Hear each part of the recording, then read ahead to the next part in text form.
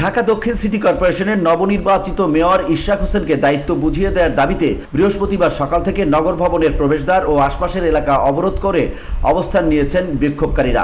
এতে করে সরকারি কর্মকর্তা কর্মচারী এবং সেবা প্রত্যাশী নাগরিকদের প্রবেশে বাধা সৃষ্টি হয়েছে। ঢাকাবাসী ব্যানারে সংগঠিত হয়ে বুধবার থেকেই নগর ভবনে বিক্ষোভ শুরু করে। তারা বৃহস্পতিবার থেকে অনির্দিষ্টকালের জন্য কর্মসূচি চালিয়ে যাওয়ার ঘোষণা দেন।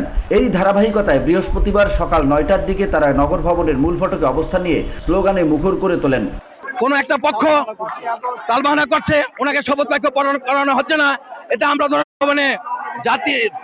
নগর ভবনে নগর বিধায়ক হিসাবে ওনার আসনটাকে বসার সুযোগ করে দেয় এবং জনগণের কাছে এই বার্তা আমরা যেন পৌঁছাতে পারি। আদালত থেকে রায় দেওয়ার পরেও ইশরাককে শপথ নিতে দেওয়া হচ্ছে না। এখানে সরকারের কোনো নাটকীয়তা চলছে কিনা জানি না।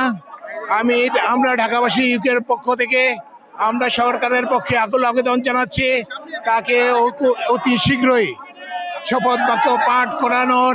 আমাদের আন্দোলন সংগ্রামের ফসলে এই সরকার, অথচ আমরা কল্পনাও করতে পারি নাই আদালতের রায় ইশরাক হোসেনকে ঢাকার মেয়র নির্বাচিত করেছেন দক্ষিণের। তারপরেও স্থানীয় সরকার উপদেষ্টা আসিফ মাহমুদ সজীব ভুঁইয়া, আমরা মনে করি উনার ষড়যন্ত্রের কারণে আমাদের নেতা ইশরাক হোসেন শপথ নিতে পারছেন না। খুনি হাসিনা চলে গেছে, কিন্তু তার পুরো বডিটা রয়ে গেছে, তার পুরো পেটাত্তারা এখানে কন্ট্রোল করতেছে। আমাদের আশঙ্কা তারাই আমাদের মেয়রকে তার আসনে বসতে দিতে চাচ্ছে না। বিক্ষোভে অংশ নেয় একজন জানান, ইশরাক হোসেনকে মেয়র ঘোষণা করে গেজেট প্রকাশ হয়েছে, অথচ শপথ অনুষ্ঠানে গড়িমসি চলছে। এটা আমরা মেনে নেব না, অবিলম্বে দায়িত্ব বুঝিয়ে দিতে হবে। এটা নতুন একটা ষড়যন্ত্র ছাড়া অন্য কিছু না। দেশে গণতান্ত্রিকভাবে যে সুন্দর একটা পরিবেশ তৈরি হয়েছে, এই পরিবেশটাকে নষ্ট করার হীন উদ্দেশ্যই আমার কাছে মনে হয়। তাই দলমত নির্বিশেষে সবাই আজকে রাস্তায় নেমে এসেছে মেয়র ইশরাকের পক্ষে। তার ক্ষমতা দ্রুত থেকে দ্রুত সময়ে যাতে এই সরকার তার কাছে হস্তান্তর করে। এরপর নির্বাচন কমিশন 27 এপ্রিল গেজেট প্রকাশ করে তাকে ঢাকা দক্ষিণের নতুন মেয়র হিসেবে ঘোষণা দেয়।